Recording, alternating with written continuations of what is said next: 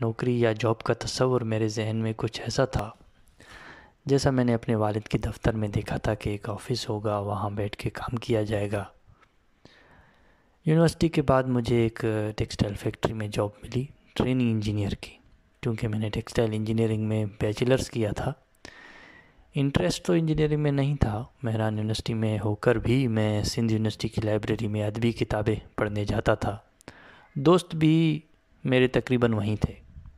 خیر جیسے تیسے ڈگری کر لی، تنخواہ 7,000 مقرر ہوئی، جو کہ اس دور میں یعنی 2004-2005 میں سٹارٹنگ کرنے والوں سے 2,000 زیادہ تھی۔ میرے دوست طارق کی اس وقت 5,000 تھی، بعد میں تو وہ لاکھوں تک پہنچا۔ فیکٹری کا نام تھا نقش بندی انڈسٹریز، اور بعد میں وہ کوئی افروز یا فیروز میں چینج ہو گئی، کیونکہ انہوں نے کہا کہ شاید یہ ان کی زمین پہ ہے۔ خیر بعد میں پتہ چلا کہ زمین کسی اور کی تھی، سو فیروز ٹیکسٹائل میں نام چینج ہو گیا۔ خیر میرے جاب کے تصور کے بالکل الٹ تھا، سارا دن مشینوں کے سامنے کھڑا ہونا تھا، کبھی نوٹنگ کرنا، کبھی چارٹس بنانا۔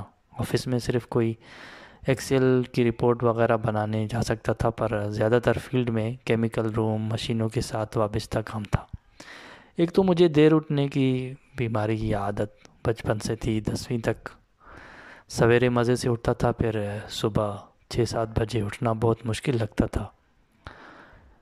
اسکول کے دنوں میں تو میں اسکول سے واپس ہی نہیں آنا چاہتا تھا، اور صبح بہت مزے سے جاتا تھا کیونکہ بڑا۔ لیکن یہ بھی میں کسی اپنے اگلے مضمون میری تعلیمی درسگاہوں میں بات کروں گا کہ کس طرح کوئی 1-2 سال یا 3-4 سال بھی جہاں پہ میں ایڈجسٹ ہونے لگتا تھا، دوست بننے لگتے تھے اور بہت خوش ہوتا تھا، پھر وہاں سے چینج کیا جاتا تھا میری اسکول۔ اوپر سے میرے کام کے بارے میں امیدیں مٹی میں مل چکی تھی جب مجھے یہ جاب ملا۔ 6 ماہ کے بعد کہہ رہے تھے کہ کوئی پروموشن ہوگا، پر میری حالت بری تھی، کام میں ذرا بھی دل نہیں لگتا تھا۔ اوپر سے ایک سندھی جو مجھ سے بہت جلتا تھا، مجھے اس سے کوئی کوفت ہوتی تھی، اس کے پاس بیٹھنے سے پتہ چلتا تھا کہ کتنا حسد بھرا پڑا ہے۔ خیر میں نے تو اپنے کام سے کام رکھتا تھا، جو ذمہ داریاں تھیں وہ تو بہت جلد پوری ہو جاتی تھی، پھر کیونکہ کچھ شوق نہ تھا خود سے کچھ سیکھنے کا، اور کوئی افسر کچھ بتاتا بھی نہیں تھا کہ اس کو بتا دیا تو ہماری نوکری کا کیا ہوگا، کہ مجھے اگر وہ انہوں نے بتا دیا تو ان کا کیا ہوگا۔ ویسے ہی جیسے ایک ان پڑھ وزیر کے نیچے کوئی CSS پاس آ گیا ہو، اور کچھ عرصے بعد ایک نیا مینیجر آیا، کہتا تھا مشینوں میں گھس جاؤ، اس کا مطلب تھا سیکھو، لیکن مجھے بہت ہنسی آتی تھی کہ میرا کچومر نہ بن جائے گا۔ خیر صبح اٹھنے کی عادت نہ بن سکی، بہت چھٹیاں کرنے لگا، ایک ڈپارٹمنٹ سے دوسرے سے تیسرے میں منتقل کیا گیا۔ ایک دفعہ تو میرے اوپر والے آفیسر نے خود سے ریزگنیشن لیٹر لکھ کر مجھ سے دستخط بھی کرا دیے اور مینیجر کے سامنے لا کر کھڑا کر دیا۔ کچھ دنوں کا ریلیف ملا، پر پھر گھر والوں کے پریشر کی وجہ سے مجھے مینیجر سے نوکری پر دوبارہ رکھنے کی درخواست کرنی پڑی۔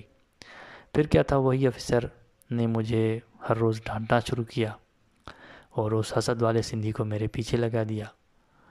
وہ ہر جگہ میرا مذاق اڑاتا۔ ایک دن تو میں نے اس کے غصے میں ایک مشین آپریٹر کو تھپڑ مار دیا، اس نے بھی مجھے مارا۔ میرا مذاق اڑنے لگا کہ اس نے تمہیں تھپڑ مارا؟ میں نے کہا بھائی پہلے میں نے اسے مارا تھا۔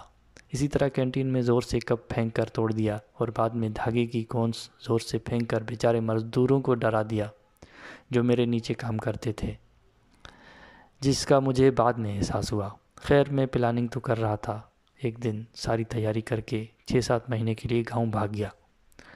والد کو لکھا 3 شرطوں میں سے کوئی ایک پوری کرو پھر گھر آؤں۔